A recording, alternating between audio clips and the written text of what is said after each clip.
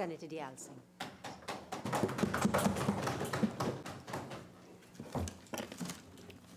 Madam President, thank you for allowing me to partake in this contribution. The motion raised by Senator Mark. And Madam President, I must say, like you, I was a little bit taken aback by the outburst that occurred here. And I must say I was a bit traumatized.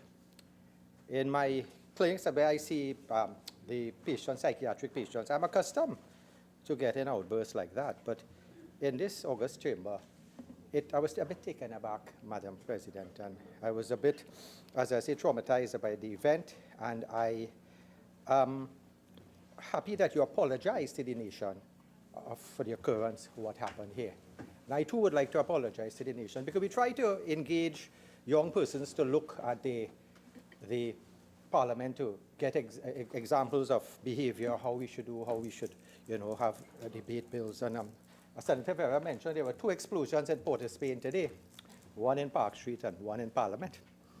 So with that, I apologize to the other side too if any comments were made on behalf of the Senator. I'm thinking that we have to look at persons may have moments of irritability. Senator Deyalsingh, sure. If I may, I think we should leave apologies for the particular individual involved. I don't think there's any need for you to apologize for anything, okay? Thank you, Madam President. But the hurt in me, I felt so hurt, I was just trying to, allay that to the other side. As it may, Madam President, this debate actually, when Senator Mark raised this motion, I looked at it and I saw the fact that he was trying to bring about is that there were the procurement of 2 vessels, and the procurement of the 2 vessels that occurred in Australia, according to Senator Mark's discourse, it was under some activities, 2 activities, 2 red flags he had raised. And I looked, I'm not privileged to get mail in my mailbox, cabinet notes. Well, yes, special cabinet. So I'm not privileged to get those notes. But what I must say is the motion that Senator Mark raised brought up to me the idea that when we are procuring any sort of, vessels or be it any sort of procurement procedures, I think this motion speaks to that level of procurement. And I was going to actually elaborate about the procurement procedures, if it occurred. The Minister of National Security did mention the fact that along each step of the way, the Prime Minister did send videos of his meetings and try to give us the idea of, what was going on. But I'm saying that is not enough. If there are procurement of major commodities that are worth millions of dollars, we have to be a little careful and a little more alert about the message we may be sending. So my message was really a message to the politicians that when you're doing procurement and you're having allegations being made, you find that a lot of persons out there may feel aggrieved. They may look at a politician as a political animal who may raid the treasury. The impression of the politician may be that. And certain people out there have that impression. So part of my discourse was saying is in all our actions, we should behave in such a manner. We should have the procurement of any sort of goods and services in a manner that no one could point fingers at a politician and say, hey, you may be doing a corrupt act. And it was really looking at the culture of corruption that has followed us right through from the minute we got independence. Even pre-independence, there were instances in the colonial days where there were levels of corruption, levels of problems with procurement coming right through. So when you look at that levels of finger pointing at politicians, and one side may do it, and in the election season, silly season, you find we may get a lot of these things being said out there and in the House. And I always say there's a ping-pong effect you have, where one side may hit a corruption ball on the other side, and it hits back. So therefore, looking at this, this motion, I want to say the perception is important. The perception of corruption, the perception that if this occurs, how it affects the psyche of the nation. So if young people are seeing events that could traumatize them, events that they're looking at Parliament and seeing events that, hey, they don't like what's happening, the behavior of certain things. Similarly, when they look at procurement procedure, when they look at what the ministers, the prime ministers, how they are going to get these goods and services, that could also lead to the perception of corruption. And I'm thinking history, as Senator Mark raised those points, I know it deals with ships and ferries. I too smell something fishy. And history has shown, it has always shown that with ships and politicians and contracts, there were always some level of despair. There was always some level of finger pointing. And it occurred from one side to the other side. And Madam President, I would just like to look at the levels of corruption. And the Minister of National Security went over a list of alleged corrupt activities, he said, occurred when the other side was in government. So I wouldn't go through that, because my point is all governments since independence had evidence or had instances where alleged or even corrupt practices were there. Every single them. You had overspending, live sport, airport in a regime, Tesoro, gas station, all these. So it was there. So good. Right now in this season, you may have finger pointing. Some may be fact, some may be fiction. Some may be really just to get political points, but the idea is it doesn't augur well for the population, because young people seeing that people out there might be fed up. Because if they're only hearing corruption and corruption among politicians, that affects how people think. So, the concept that all of we is thief, one side said that, another side said politics has a morality of its own. But you see, if politicians do not try to get out of that mode, that level, we would always be there, stuck in that level where people could point fingers at us. And Madam President, I have to thank you for having the young parliamentarians here. And recently I was in a conference in Nairobi where there were young parliamentarians from all over the world. And those young people have a drive, they have an energy. They have a hope for the nation. They have a hope to change the world. And what I'm saying is, if we show them that politicians are now coming clean, now adopting good practices, show them that those things are being met forward. And we had a lot lovely legislation that we had, that the Attorney General brought in terms of following the money and looking at different aspects of how people may hide money. So therefore, it is really looking to see the public interest in terms of how we procure. Madam President, when I looked at this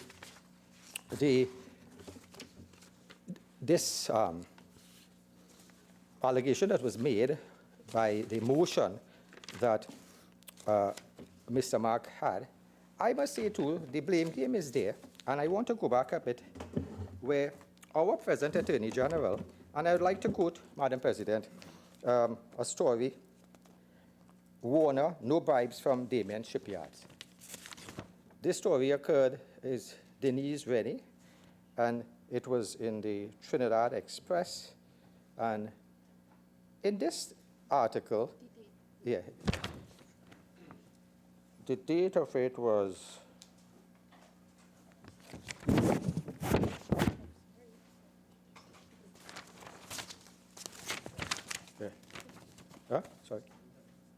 September.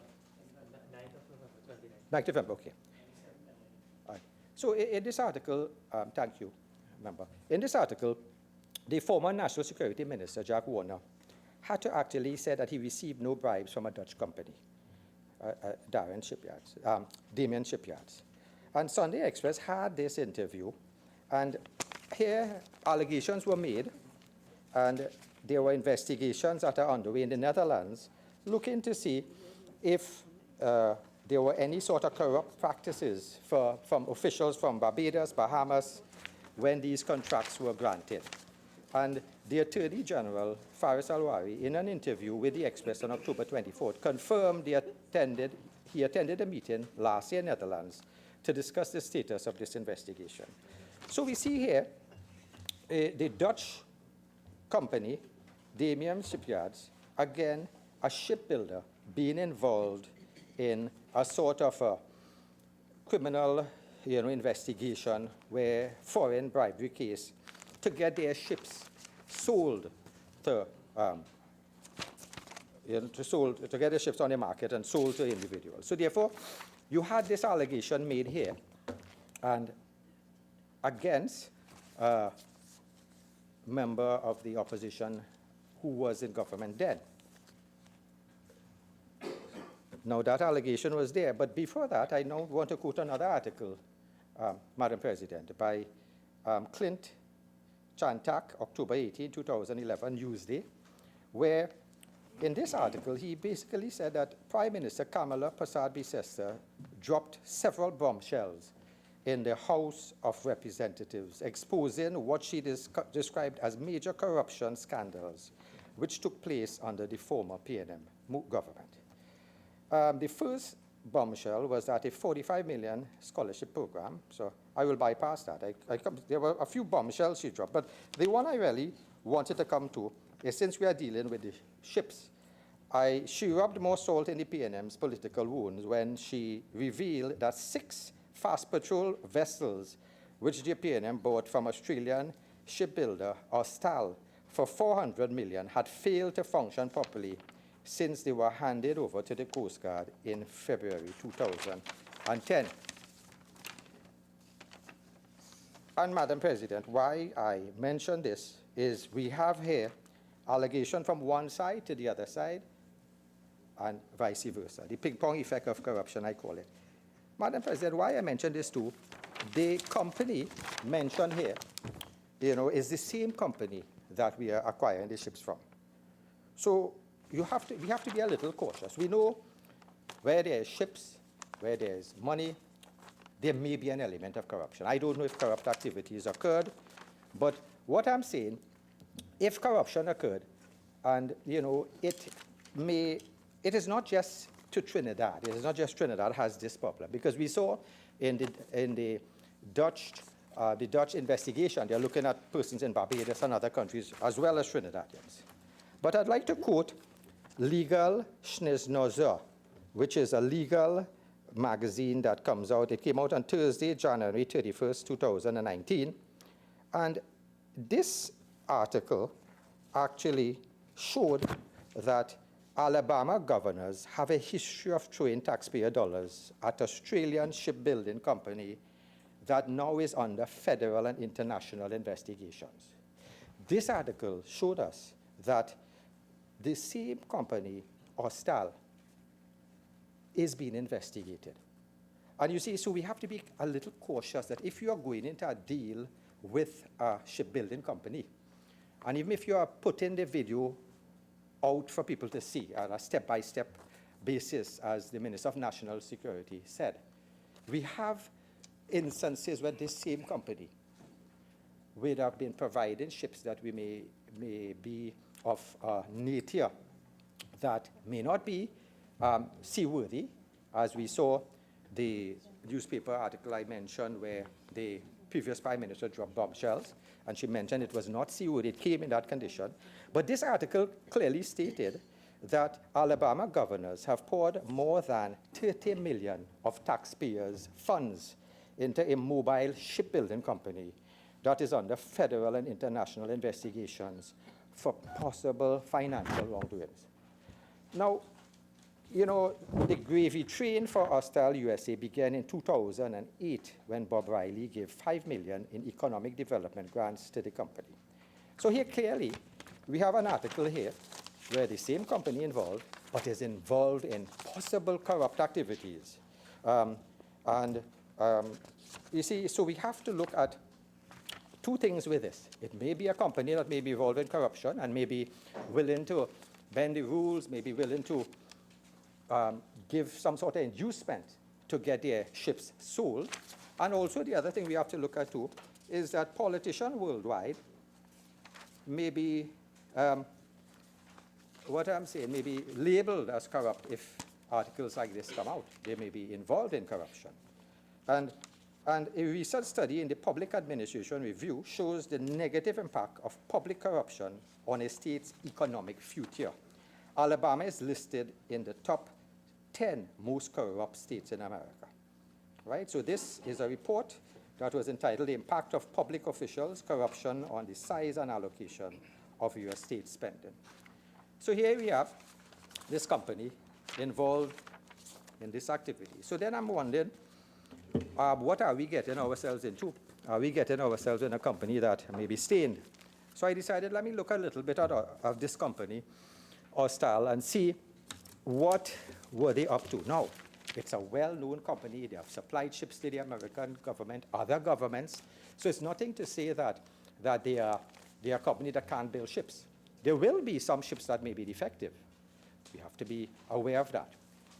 But the inducements that they give is something we also have to be aware, especially if people can point fingers at our politicians, who we want to shine and polish and put there as global exemplars. And I think we have a duty to do that. And in an article, 19th of August 2019, the WKRG News 5, Austal USA lays off workers. So obviously, in this article, it shows that the company was in some financial trouble. And again, there's another article here. Australian shipbuilder hacked, refuses to pay ransom. And this is Bank Info Security, 2nd November 2018. So we have instances here where the company may be, we have to look at this company a little careful if we are going to have any sort of dealings with them. There is an article here from hfw.com. HFW, it's a bulletin, shipping bulletin, February 2016. And again, what is mentioned here is that this company built a ship and they delivered it to a ferry service dealer called Virtue. And when Virtue got this ship in 23rd of February 2016, after delivery, Virtue alleged that the ferry had latent defects caused by poor welding, workmanship. And strange enough, this ship that they were talking about there is actually a ship that we have running in Trinidad now, between Trinidad and Tobago. So that ship which came into being, Madam President, had defects. And those defects, I'm saying, were there from the conception, and they were legal. There was, Senator Deyalsingh, if I may, I need you to tie in your points. You're making a lot of references, but there's a motion that is here, and I need you to tie those references to the motion at hand, please. Okay? All right? Because, yeah, just try and tie in what you're saying, what you're reading and referring to the matter at hand. Sure. Thank you, Madam President. I'm so guided. What I'm trying to say, Madam President, is that when we are getting involved in any sort of dealings with companies, we have to be a little cautious. We have to be aware of it, especially since Senator Mark Motion mentioned the fact that, he thinks there's some level of corruption. And what I'm saying is, Austal, I'm saying, Madam President, it's a company that has been in existence for a few years, but it has been in some financial problems. And even, and I mentioned they actually had to lay off workers, and they were in some problems. And even the contract they got from the Trinidad government to build the ships, that was on their economic sites, stating this is something to boost the shipbuilding assets, because the shareholders of that company. So, yeah. What were some of the problems that you identified that Austal had been experiencing? Mm-hmm. Well, there were a few problems. Besides laying off workers because of the economic decline, they were not getting enough ships to build. So obviously the Trinidad contract came well. It came in an opportune time. But what we are looking at is that some of the problems they had actually before was, for instance, there's an article, Austal USA subjected to federal investigation raid. And this is an article in January 24, 2019. So there may be a company that may not be above board for all their dealings. So what I'm saying, we have to look at their dealings, their disclosures, because they Austal had revealed that American regulators are investigating the shipbuilding over market disclosures related to cost blowout on warships it manufactures for the U.S. Navy. So there were some problems with their deal with the U.S. Navy, where the federal, they had a federal investigation and a raid in their department to see if there were any sort of kickbacks. Besides their financial impropriety, we noticed they also had, before, there's a POGO. POGO is a project on government oversight, Madam President. And in 2009, you know, POGO had a report where they list contractors. So it's like a bad listing. And federal government's largest contractors have paid billions in fines and penalty. And this was a 1995 report. And according to the project on government oversight, POGO, they actually had this company under question, where they mention an additional 20 companies have only one instance, including new database contractor Austal USA, an Australian-based shipbuilder participating in the U.S. Navy's controversial littoral combat ship project. Austal received more than $1.3 billion in federal contracts. You know, so there were certain concerns raised, but I'm saying, concerns, yeah. So there were even instances where a Tasmanian ferry company, Sydney Harbour Fleet, hit with defect list ahead of commissioning, where, Sorry, but if you read the motion that is before the chamber as presented, the motion sets out certain preambles and it calls for something to be done. Sure. In your contribution, you're focusing a lot and you're reading a lot of references to a particular company, but you're not linking what you are presenting to the motion. Sure. So I assume that there may be, I don't know how many references you can make, but you need to link what you're saying to the matter at hand, please. Sure. Okay? Sure. Thank you, Madam President. I just wanted to link, Madam President, that we may be getting ships from a company that, as I'm saying, may be giving us, that, you know, internationally has raised red flags, and also even the ship that they had given to Virtue Fast Ferries, G de la Valle, a ferry operated between Italy and Malta. This was one that had defects, and I'm thinking this is the same ship that runs between Trinidad and Tobago. Good. And therefore, Senator Deyalsingh, if you're making a link, and you need to link back to what is at hand, because it's one thing to stand and to be able to refer to all these different articles, but it must have a link to the matter at hand. And you're saying you've made one link, but you need to make other links, because then you need to move on, okay, and expand your argument a little bit, yeah? Good. So, Madam President, I'm looking at the fact that in this hard economic times, I know we bought that ship. We went into negotiations, but the two ferries that Senator Mark raised. But what I'm saying, I'm just trying to bring up a different aspect of it is, did we really need to buy those, go into purchasing agreements for those vessels? And this is a point I want to just elaborate from an article, Guardian. Defense analyst advises, don't buy new Coast Guard vessels. So this was an article by Charles Kongsu, Sunday, January 20th, 2019. And a defense analyst, Dr. Sanjay Badri Maharaj, says this, instead of spending $74 million to purchase 2 new Coast Guard vessels, the government should focus on repairing and maintaining the country's existing ANC assets. So then, this is a person who's not a politician. This is a person who actually made recommendations before, where he actually sat in certain committees, and he actually, this widely published author, according to the article, widely published author on security, who has a PhD and a MA from Department of War Studies, King's College, London, said Cape-class vessels have been plagued with serious problems in their propulsion system.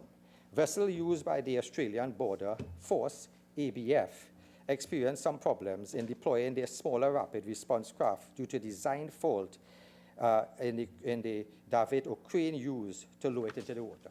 So here you are, a former consultant to the Ministry of National Security, who said, that he was part of an operational audit of the Coast Guard in 2013 and strongly recommended that at least 4 of the 6 vessels to be retained in the service for operations in the calm waters of Gulf of Paria rather than purchasing 2 vessels. This was his opinion. He is an expert in the field, but I'm saying, and he actually gave that recommendation. But granted as it may, this was disregarded, and we went ahead to go into that agreement. I would like to say, Madam President, that if we have to look at the idea of the purchasing of these vessels, the idea of going in and making agreements, whilst Senator Mark raised 2 important points about the cost and the monies and the fact that there was a discrepancy, and he made that point, I am saying, we have to look at the perception that if something might be wrong, even though he raised those points, persons out there, even though he may be right or he may be wrong, but the perception of corruption is something that I think we have to see, how could we do business in this country without having allegations and finger pointings? Because out there, the people are probably getting fed up and don't know which politician to trust. They may say is a different side of the same coin. You may have one side doing it. So obviously, politicians have to look at a way to monitor their business office the better. And whilst I look at the idea of this procurement that occurred, we have to appreciate the fact that Trinidad and Tobago, Madam President, we have to do things in a way, and our politicians have to do things in a way that would raise our standards. I mean, we are a country, a blessed country, we are a beautiful country, we have a lot of things going on here, and I'm looking at our corruption index. And our corruption perception index, Madam President, when you look at the rest of the Caribbean, I'm not going world, we actually, we scored on the average, our CPI average from 2001 to 2018 is 39.17. And any score less than 45 indicates a flawed democracy, according to Transparency International. So if we are there and persons are looking at us and saying we have a flawed democracy, I am thinking any purchase of any ferries, any purchase of any ships, any sort of international transaction should be done in a way where people cannot point fingers. It may be done in the best intentions to get things quickly for our country. It may be done with noble intentions. But you see, once you have that perception, that idea of corruption, I'm thinking that we have to work better in certain parameters that no one could point fingers at us. So we have to get those parameters in place for not just this government, but any future government that comes in. So Barbados, on their index, they are 68. Jamaica is 44, and we are 41. I think we have to do better. We have to lead the Caribbean. I mean, we have the best women, I think. Yeah, Miss Universe, Miss World. We have shown we can score there. The best cricketer in the Caribbean, Brian Lara. So now we have to be the best in terms of this corruption index, and this is what we have to work towards. This is what we have to say. Let's let our leaders, let our government work into these with this parameter. And even the UN office, when there's a report on drugs and crime, And they said each year, $1 trillion is paid in bribes worldwide. And corruption reduces the government's ability to provide basic resources and services of its citizens. So looking at the global scene, I have to say there now, there's the gov.uk, where there's a guidance overseas business risk Trinidad and Tobago. And in this article, it was quite stated that in 2019, Trinidad and Tobago ranked 78 out of 180 countries in the World Transparency International Corruption Index. The current government has publicly committed to eradicating corruption in the public service and has taken some concrete steps such as high-level prosecutions, which we have seen, tabling public procurement legislation, passing new legislation on explained wealth, and removing from office a cabinet minister who had appeared to act improperly in a previous government. So this is a report that is worldwide on Trinidad and Tobago, right? However, allegations of bribery, corruption, and lack of transparency in procurement processes are widespread, especially the public sector. This is the bitter pill to swallow in this fact that the procurement process, I think we have to establish a system where no one could point fingers at us. Madam President, for too long, I think Tobago has suffered because the ferry service for whichever government there keeps breaking down, keeps giving difficulties, and I think we have no excuse. Tobago has citizens who are, I mean, if you are going to Tobago and you cannot conduct business, it's really a disservice to the citizens of Tobago. And I'm looking at successive governments come in, and we always have the same problem. It's not to say one side is to blame, the other side, they are all to blame. Also, it is a disservice too not to get the vessels to actually surround our waters, to protect our waters. Because you see, crime, drugs come in, we could get caught as collateral damage, my family. So it is my opinion that I would want the ferry service to operate between Trinidad and Tobago to help our citizens have that free mobility. I would want OPV vessels or other type of vessels around the country to protect us. And you see, again, it may be a disservice too for those who want to see proper procurement procedures, like the young parliamentarians who came here and sat, the young school children. They want to see that. They want to see a certain level of ethic, a certain level of behavior. So what I want to say, Madam President, I really would like to say that we have the procurement legislation. We have it there. It's just a matter now to get tweaked, little things change. And I want to plead to all, to plead to both sides. Even though we have that legislation in place, if you're going to buy anything, the best practice and governance should be to adopt standards set out in that legislation. Yeah. And I am hoping that, I'm hoping that, even though Senator Mark brought this motion and the other side would disagree with it, what I'm saying, the grit in the oyster should really be for all of us to say, let's have the full implementation of Public Procurement and Disposal of Property Act. I think this should be a matter of high priority. The implementation should be done in a manner which fosters confidence to us all. You see, the reviewing of tenders, Madam President, the decisions upon awarding of contracts should be undertaken in as much a transparent manner as possible, including demonstration of clear compliance with procurement rules to at least allay any suspicions of improper actions or potential corrupt influences. So, corrupt acts may occur, it may not occur, but the whole idea is the perception is there, and we need to allay the fears of the persons out there that we don't have this corruption occurring. So we all have to work together to see if somehow we can get this procurement legislation going, and I think if that was here, there would not be any finger pointing, or there wouldn't be finger pointing in the past, because if another government comes in power, you will hear the same thing about the ships, the building, the finger pointing. So proper legislation is needed, the procurement legislation, and with this, Madam President, I close. Thank you. Senator Hussain. Thank you very much, Madam President, for giving me the opportunity to join in this debate on a private member's motion brought by Senator Mark regarding the Austal vessels. And Madam President, I would seek your advice and your guidance on this matter with respect to the amendment to the motion. And if I may put the amendment to the motion now.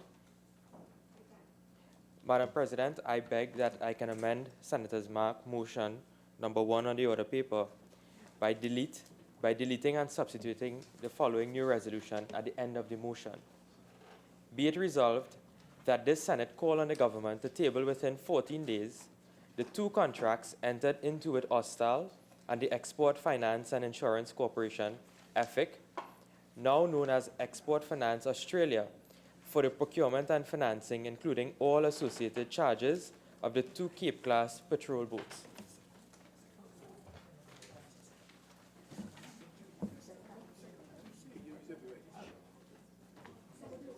Yes, please. Thank you so much for giving us an insight to the proposed amendment, but it really has to be made close, nearer the end of your contribution. Oh, thank you very Okay? much, Madam Yes. President. I thought I could have made it now, and So did I, but no. thank you very much. And Madam President, see, I get a little background music to my speech. Don't make it. Shake us up. Madam President, when I read the motion, this motion really centers on 2 material issues. The first being that of procurement, and the second being that of border control. And those are 2 issues that really affect Trinidad and Tobago today. And I say that, Madam President, that with respect to let me deal with the border control issue first, because these 2 Cape-class vessels are really for guarding our territorial seas between Trinidad and Tobago and our neighboring countries, brothers and sisters in the Caribbean and also Venezuela. And, Madam President, we can't have a blind eye to what is happening in Venezuela, because we realize that there's a heavy influx of persons, of Venezuelan nationals who come into Trinidad and Tobago. We see an influx of firearms and guns, ammunitions. We are not manufacturers of guns and ammunitions. Hence the fact that we need something to protect our borders. And while we welcome any government's intervention in order to acquire assets, for example, these 2 Cape-class vessels, in order to protect our borders, we as opposition have a job to do. And our job is to scrutinize and ensure that we hold the government to account. So whenever they enter into any agreement, and I would say for the benefit of the people of Trinidad and Tobago and their national security and the safety of them, we have an opportunity in this Parliament to ask for answers. We have the power, we have that duty on behalf of the people that we represent in order to call the government into account with respect to producing documents and giving us answers for these deals. Because, Madam President, you will well appreciate that this is not any small contract we are entering into. It is not us entering into a contract to buy a motor car or a house. This is hundreds of millions of taxpayers' dollars are going to be spent with respect to buying 2 vessels. So that in itself is what the nature of this motion is. We balance national security with that of accountability. Madam President, you will know that there's an act of Parliament, which is the public procurement legislation. That particular piece of legislation was passed in the year 2014. 2015, a new government was ushered in, and in consecutive budget speeches, we heard that the procurement legislation will be fully implemented. It will be fully proclaimed. 2015, 2016, 2017, 2018, 2019. And every year, the government will come with a narrative, and the PNM will go onto the platform and speak of corruption. And they would say that there's corruption in Trinidad and Tobago, there's corruption within the public service. You heard recently that the Minister of Works and Transport spoke of corruption within the licensing division and persons were arrested. But if you want to really deal with corruption, well, let us fully proclaim the procurement legislation so that we can actually have one foot inside the door to address corruption. Because a big part of corruption comes from the award of contracts in this country. Because you would find that contracts will be awarded to a select few as opposed to others. You will find persons with no experience being given opportunities that persons who deserve the opportunities should have been given. And the procurement legislation was brought for both opposition and government. It was before a joint select committee agreed to these things.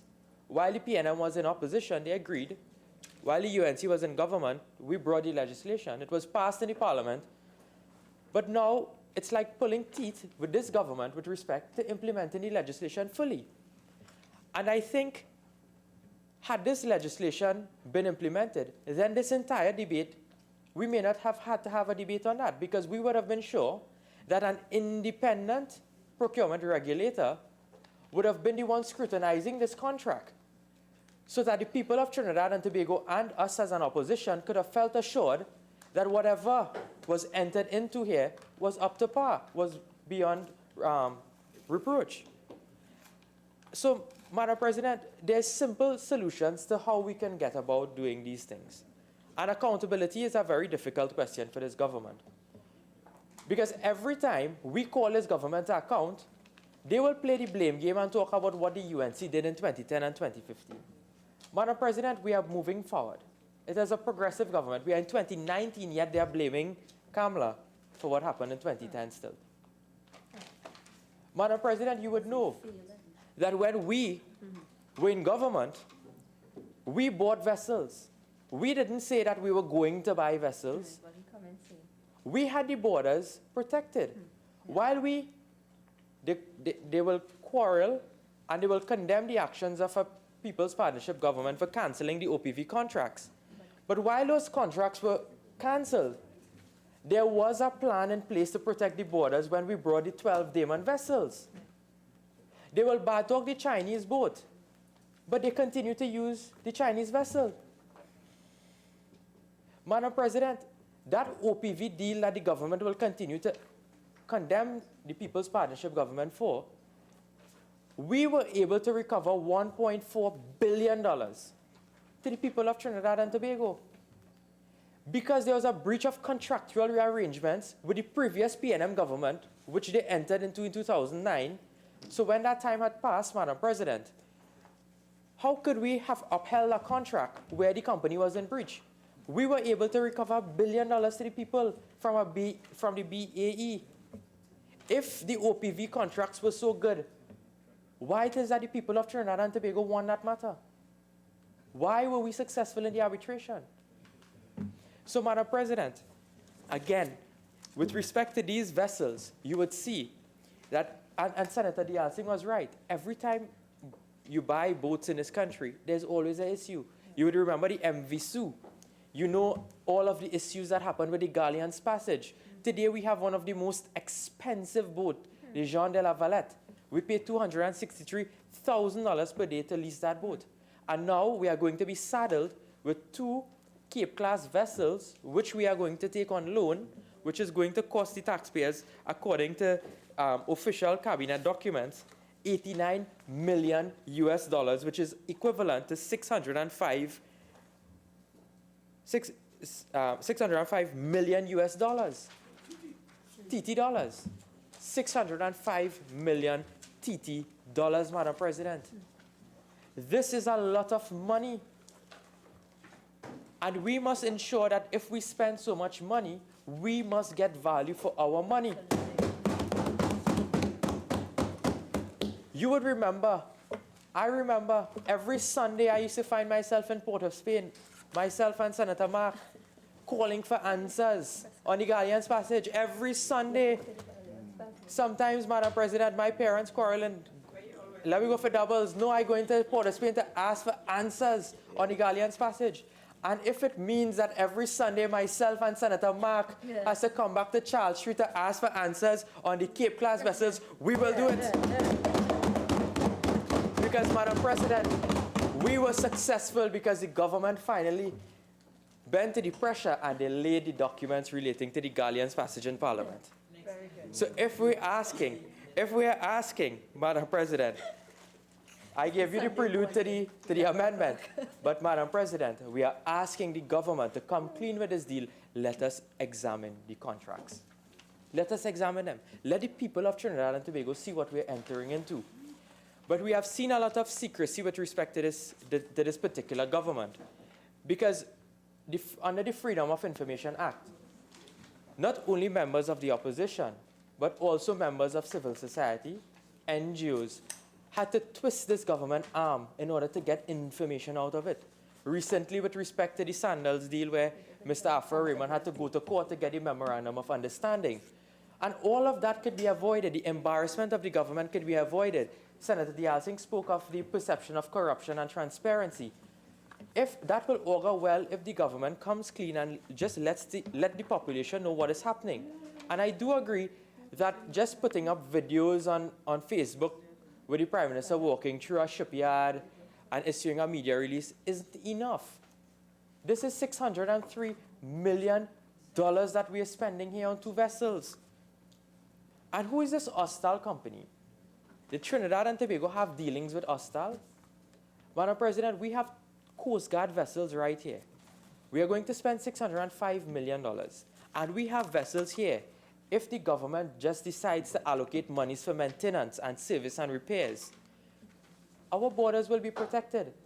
So that when fishermen are being killed in high seas, Madam President, you will have vessels to go and assist these families, so that you wouldn't have the government saying that they don't have the resources. So that when persons are illegally coming into our country, we will have the assets out there to detect that, Madam President. Madam President, I saw recently that the Coast Guard has been very active with respect to their communication. And we have seen a lot of media releases coming out where they would have held certain Venezuelan nationals entering into our borders. But right now, our borders are very porous. And the government gives us the assurance that come 2020, it will be dealt with. Because in 2020, these boat vessels are expected to arrive in Trinidad and Tobago. But can the people of Trinidad and Tobago wait any longer for these vessels to arrive here with the borders being so porous? Because every day, persons in this country are being killed by firearms and guns. We need to protect our borders. But, Madam President, it took this government too long for this to happen. 5 years it took them for them to really deal with the Coast Guard. And when you look at what is before us, you would see that Senator Mark in his motion would have called and would have identified the discrepancy with respect to the price. So let's look at the price. Initially, according to reports, it indicated that the Australian government would have bought the exact vessels for $45 million, US dollars. But today, the people of Trinidad and Tobago, they're going to be paying approximately $90 million US dollars. So that's what? Double the price. The Minister of National Security stood up and he spoke of, well, the people of Australia don't have to mobilize the boat because the boat doesn't have to leave thousands of miles to get here. He spoke of maintenance, and the figure he gave was about $2.7 million US dollars. Madam President, is the Minister of National Security taking the people of Trinidad and Tobago for a ride? How could you justify the people of Australia paying $45 million for the vessels? We are paying $90 million for the vessel, and you are coming to tell us, well, they don't have to mobilize? Are you telling us we are spending $45 million to bring those vessels here? That can't be, he cannot be serious. He cannot be serious when he says that.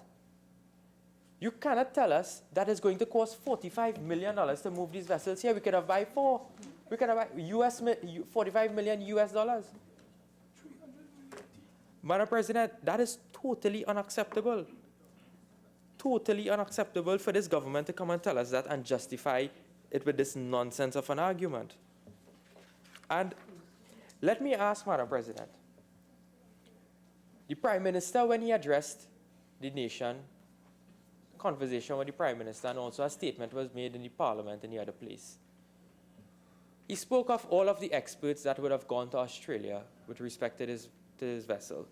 And I have a copy of that statement, where the Prime Minister would have spoke of the team that would have gone to Australia to see the vessel, and I believe even the Minister of Foreign Affairs would have accompanied the delegation. Well, I don't know if he remembers what happened there, Madam President, but yes, please, Madam President.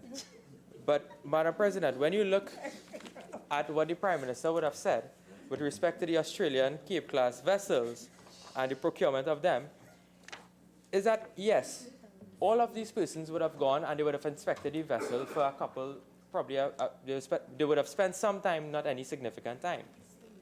But it was a study commissioned right here in Trinidad and Tobago to determine whether or not these vessels will be appropriate for Trinidad and Tobago.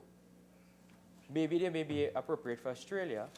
We have different sea conditions here in Trinidad. I raised this concern when we were talking about the Galleon's Passage and the build of these vessels. Austal is known to have aluminum hull vessels. And we had in Trinidad and Tobago Austal vessels. And there were complaints that were coming from the very Coast Guard with respect to these vessels, is that when these vessels go at very high speeds, the hull of the vessel tends to be damaged, Madam President. And is it that we are going to purchase these exact same aluminum hull vessels without doing the proper study? Because we must know whether or not we are buying these very expensive boats, whether or not they will be able to withstand our sea conditions. So was that study done? Because when you speak of what is the blue water conditions right here in Trinidad, which is on the North Coast area, also where you travel through the Bocas into Tobago, the waters are very rough. And if these vessels can't withstand that, you know what happens? That these vessels will now have to be undergoing routine and even accelerated maintenance and servicing. So that is one of the things that we have to look at, whether or not the hull of the vessels would be able to take that enormous pressure when they're traveling through our waters. Madam President, you would also know that Austal is a company that there are some questions over the head of that particular company. And while I was doing my research on this particular matter, Madam President, there's one article that I came across from a paper called Capital Observations. It's from Washington. And the lawsuit is, the name of the article is Lawsuit Claims Austal USA Overbilled the Military. So Austal, in this article, which it was reported, was that a claim was filed in the US court that Austal was overbilling the Navy by saying, well, look, we have employees in there who have a very great rank and caliber, so we have to pay them X amount of money. And they also inflated their work hours. So it meant that Austal in itself was creating these false claims, because that's what was brought against them. It's called under the False Claims Act in the US. That false claims are brought with these vessels, Madam President. So Austal is actually before the court in the US with respect to provision of Navy vessels for false claims. So the government is saying, look, we're entering into this contract with Austal, but did you all consider that Austal is before the American court? Did you all consider that Austal has been investigated by the feds in the US when they went in the shipyards, Madam President? Did you all consider whether or not Austal is a company that offers gives you a price for a very low vessel, a low price vessel, but at the end of it, the prices are inflated because of cost overrun, because they want to get the contract? Madam President, these are questions that the government should have contemplated and considered when you go into these particular contracts with these foreign companies. Was any financial study or investigation done with respect to Austal? And I say this, Madam President, I hope you don't, with respect to the standing order, I'm just going to draw a comparison. When you look at what happened Dr. Hussain. Yes, The please. fact that you introduced that sentence by saying that has me a little concerned now. So, 6-1. Madam President, I'm going to make a comparison. I'm comparing Austal as a foreign company. We must do our proper due diligence to understand the financials of that company and whether or not there are liabilities against that company, because we are investing a large sum of money. As compared to what happened with respect to the bamboo investment and E-Tech, where no investigation was done with that particular company, and look at what happened. So we don't want that to be repeated in this particular instance. Because no investigation was done there, we lost $35 million. Now we have before us 605 million TT dollars. So we must do our due diligence when we deal with these foreign companies in particular. Also, Austal has a series of claims against them with respect to the safety, occupational safety and health of their employees. Now, Madam President, I also want to give some insight with respect to a list of some of the vessels that Austal would have provided that had some issues. And this I'm quoting from as an article by Christopher Harris, and this comes out from an online article called The Stock. And if you would allow me to quote, Madam President, it said on July 11th, the USS Freedom is that's a vessel, a Freedom class LCS built by Lockheed Martin in Wisconsin had seawater leak into the main diesel propulsion system and was forced to return to the port for repairs. Madam President, this is just one instance. There are several other instances in which Austal vessels were in fact not suitable or in fact defective for the purpose. And you would see when you use these Austal vessels, and the Minister of Works and Transport will know of the sea conditions that exist in Trinidad and Tobago with respect to these vessels. Now, I want to go into a next area where the Minister of National Security, he continuously repeated this afternoon, about helicopters and who flying with helicopter from here to there. But you know what he forget to tell the people, Madam President? It is because of them the 4 helicopters today are grounded because they did not maintain the helicopters. And you know what the minister didn't tell us too? That the Attorney General of this country cost the taxpayers $10 million for failure to file a defense in a matter that was brought by that company against the Attorney General. He didn't say that. But he comes to talk about OAS and all kind of nonsense arguments he came with, distracting from the real issue of whether or not the price you paid for the vessels is justified with respect to what happened in Australia with the price that the Australian government paid for the vessels. You come to talk about OAS, will tell us why the price of the vessels were inflated by 100%, from $45 million to $90 million. You must tell us that. That money must go somewhere. You know, you have a well-known saying in this country, tell we where the money go on. So I want to ask them where the money go on, Madam President. You would hear that the government talks about maintenance. When they bring these 2 Cape-class vessels here, I want to know whether or not, you said that the Austal government will be here for a period of about 12 months. I want to know whether or not that they are going to stay here to continue the maintenance of these boats, because from the track record of this government, they run down everything. They run down boat, they run down helicopter, and right now, Madam President, they are running down the country. Yeah. Madam President, that is what they're doing, they're running down the country. Madam President, they talk about running down the treasury. Well, tell us where the extra $45 million gone. Right? Tell us. Because you know what? I am seeing that the Minister of Education is here too. You could have given him that money to help him complete the schools that we're complaining about. That is what you should have done. Yeah. 12 seconds. So, Madam President, I know I have 12 seconds. I will end properly on the next day that we return with this motion. Because when we return with this motion, Madam President, I will be amending the motion. I will be amending the motion, Madam President. Thank you very much. Madam President, I beg to move that the Senate do now adjourn to a date to be fixed. Honorable Senators, before I put the question on the adjournment,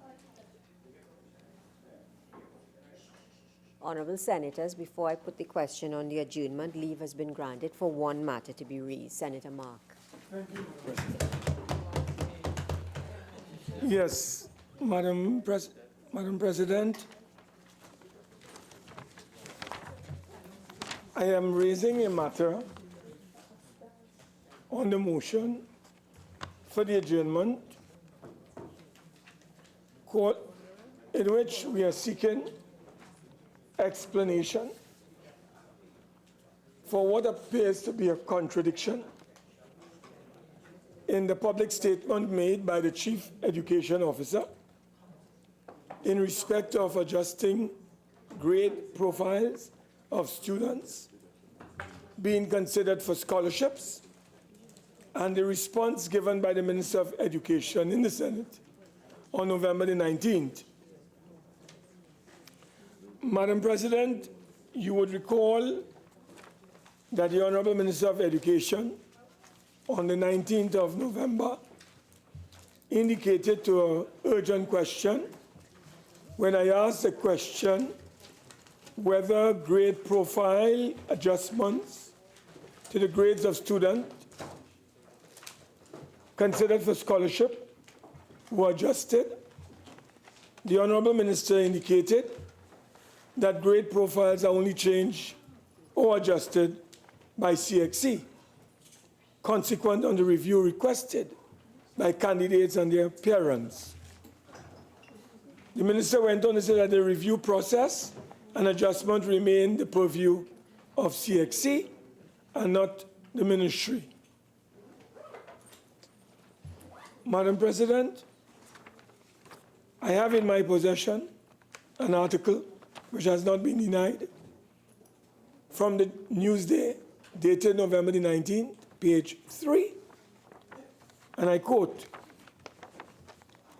Chief Education Officer Harilal Sicharan said grades and grade profiles are used to consider students for scholarships. I open quotations here. This year, this is the Chief Education Officer speaking, because of the process being more competitive, we had to make adjustments to the grade profiles. This is what Mr. Sicharan is saying, that the government, through the Ministry of Education, because of the competitive nature of this year's profiles or scholarships, the government had to make profiles to the grade profiles, adjustments rather. Sicharan added, this happened in mathematics, natural sciences, and business. In cases where students had the same grades and grade profiles, Sicharan said, T-scores had to be provided by the Caribbean Examination Council to determine the award of scholarships. Madam President, I've raised this matter so that the Honorable Minister of Education can tell us what does this statement represent. That is, this year, because of the process being much more competitive, we had to make adjustments to the grade profiles. This, Madam President, requires some clarification. What was meant by that? And what exactly was Mrs. Sicharan trying to establish? Madam President, we would also like the Honorable Minister to indicate why the scholarship listing was only issued in the month of November, when the latest it was ever, or it has ever been issued, was in October of one particular year. I think it was October the 23rd, at the time when the students were now entering the university. So we are asking the Honorable Minister to give us some clarification on this. Madam President, I am made to understand, and I need clarification from the Honorable Minister, that there is in the ministry a scholarships committee. That scholarships committee deals with the award of scholarships, and they make recommendations to the minister, not on the merits or performance of the students, but on the issue of how scholarships are granted in various areas or fields, such as business, language, math, or science. I further understand, and I stand corrected, that the Chief Education Officer chairs that scholarships committee. And that committee, Madam President, reports to the Minister of Education. This is the information I have. If I'm wrong, let the Minister clarify me on this matter. And therefore, Madam President, I'm raising this matter this evening so that we can get some clarification. Because it is wrong for the Minister to give the impression that there was no adjustment to the grading or the grade profiles when I last raised the matter, when the minister might have been responsible for adjustments, if what I am being told, Madam President, turns out to be true. So the minister must clear the air this evening on whether there is a scholarships committee. I would like the minister to tell us who make up, what is the membership of the scholarships committee, and whether the Chief Education Officer chairs that committee or is the chairman of that committee, and whether that committee, Madam President, reports to the minister. And in this instance of the scholarships of 2019, what role did the minister and the scholarships committee played in adjusting scholarships awarded to scholars in this country, whether it is in education, whether it's in business, whether it's in language, whether it's in math, whether it's in science? The minister needs to clear the air on these matters because citizens and parents are very concerned where their children scored A's in some instances, Madam President, and they end up they have not been given the kind of attention as they were given when we were in office. Yes, the reason why I'm saying so, Madam President, is that the minister knows well that he has a role to play. And he didn't tell us the role that he played. And that is why I'm saying he has to come clean. Yes, in other words, Madam President, I understand that the chairmanship of that committee is the Chief Education Officer, and he reports directly to the Minister of Education. That's the point I'm making, Madam President. And therefore, I am asking, through you, to the Honorable Minister to tell us what has happened this year. We would like the Minister to indicate whether there was any deviation on his part from the normal and usual practice that has occurred over the years under this arrangement. So, Madam President, I await the minister's clarification on this very important matter. Minister of Education.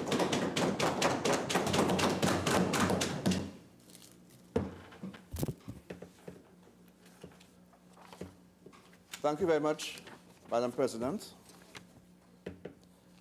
I'm indeed very happy to be given the opportunity to respond and correct the wrong statements, the misleading statements that Senator Mark, in his usual style, has been making where this is concerned.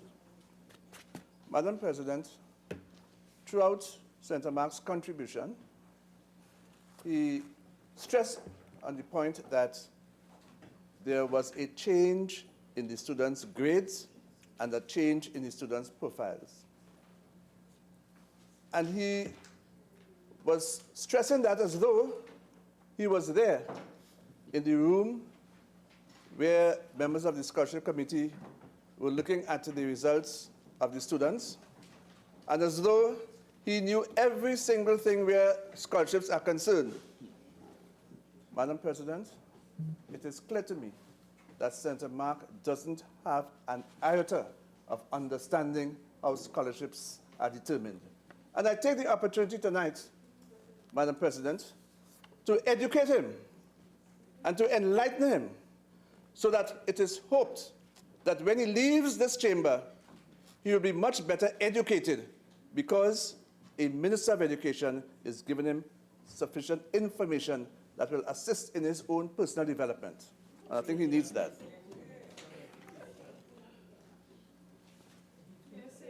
Madam President, I think I need, first of all, to explain the difference between grades and grade profiles. And apparently, Senator Mark doesn't have an understanding of the difference. Grades are awarded by CXC in accordance with the performance of a student in the exam, a student or a candidate as we refer to them in the exam. And for a student to achieve a passing grade, that student must be given either a 1, 2, 3, 4, or 5 at CAPE. 6, 7, and 8 are failing grades. Now, attached to each grade is a profile. And I would want Senator Mark to understand and to listen to what I'm saying, because I don't want him to go outside and spread any rumors or any misunderstanding on his part.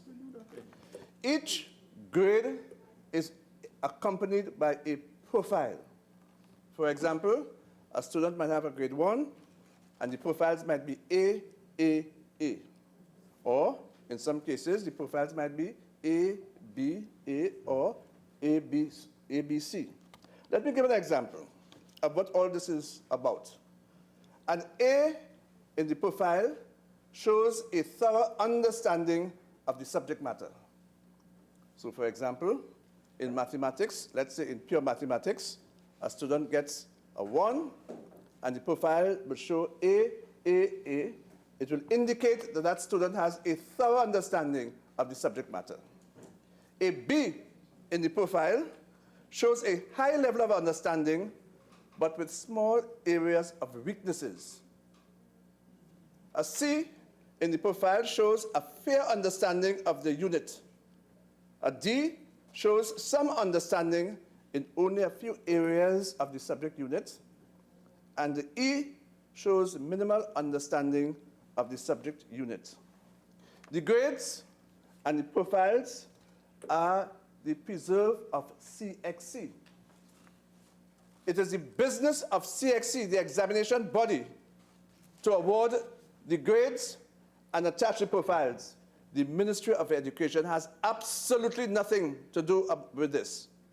And therefore, for Senator Mark to contend that the Ministry of Education changed the grades or changed the profiles is totally false. Totally and completely false. And this is the point I made in the Senate on the 19th of November, when I said changes to grades and the profiles can only be made consequent on a review requested by the Caribbean Examination, requested of the Caribbean Examination Council by the candidate or the parents. I made that point. And I went on to say the review process and adjustment of grades and profiles remain the sole purview of CXC and not the Ministry of Education. And therefore, to build an argument which states that the grades and the profiles were changed by the Ministry of Education, again, is false and misleading. Totally false and misleading. Madam President, allow me to continue.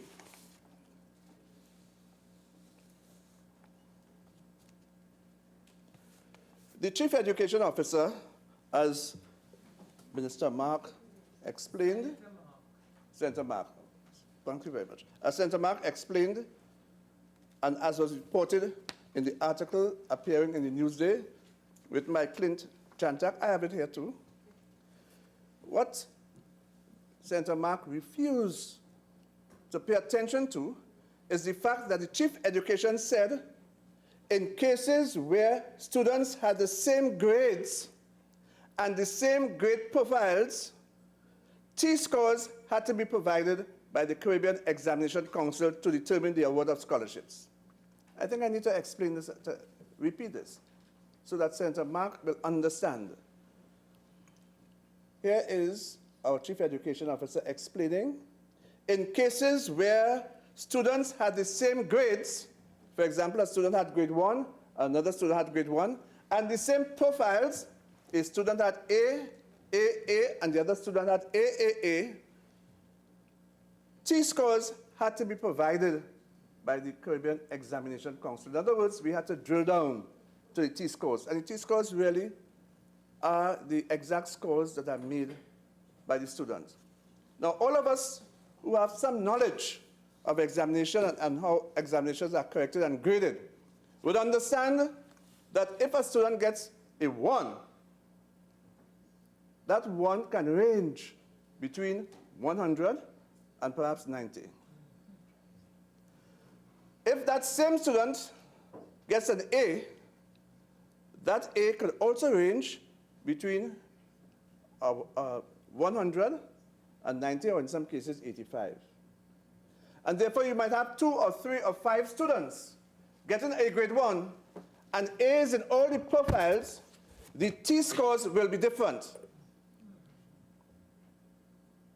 So that student can get a 1 and have 3 A's in the profiles, but his total score might be 92.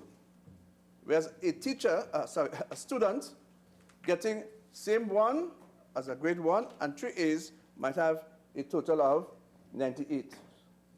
And for us to determine who will get this scholarship, we had to drill down. And the reason for drilling down is because the students did exceptionally well this year. And that is a tribute to what is happening in the education system today, the vast improvement in the performance of our students, which Senator Mark refuses to acknowledge, refuses to see. Now, he made another mysterious statement that the Minister of Education has some part to play. No minister has any part. Well, I should take that back. I don't know what part previous ministers play. I don't know. But this minister has absolutely no part to play. I received the report, which I take to Cabinet. I have absolutely nothing to do with respect to changing the report or to interfere with the report. So again, that is another erroneous statement on the part of Senator Mark. And Senator Mark asked a question, why is it that the results this year were later than usual? And the answer to this is very simple. In the past few years, we have had students or their parents requesting a review of the marking. So they would have applied to CXC for a review. Because of the length of time CXC usually takes with reviewing the marks of these students, sometimes we take the report of the scholarship committee to Cabinet, and Cabinet has awarded these scholarships. On some occasions, we had to go back to Cabinet because in some cases, because of the review process by CXC, the grades would change by CXC, and therefore those students qualify for a scholarship. Thank you very much.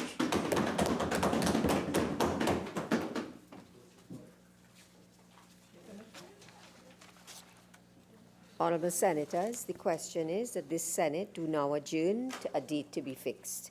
Those in favour say aye. Those against say no. I think the ayes have it. This Senate now stands adjourned to a date to be fixed.